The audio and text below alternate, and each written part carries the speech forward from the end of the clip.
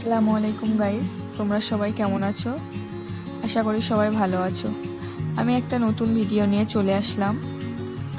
শস্য পোস্তে ভোলা মাছের ঝাল নিয়ে চলে আসলাম।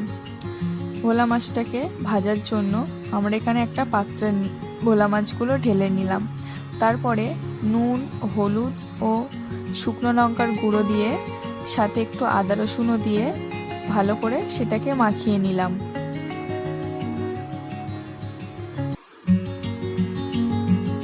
মাখা হয়ে যাওয়ার পর একটা কড়াতে তেল ঢেলে নিলাম।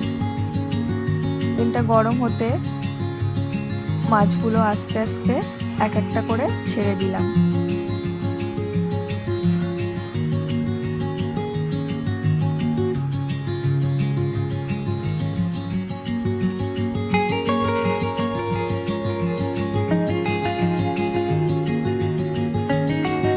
তারপর মাছটাকে একটু ওলট পালট করলাম।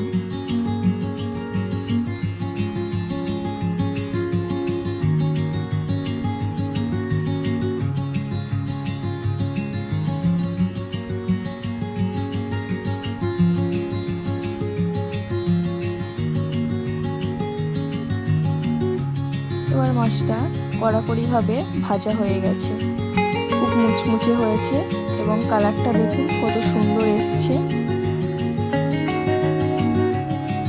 তারপরে আমরা ওটাকে পুরো কমপ্লিট করে দেখালাম।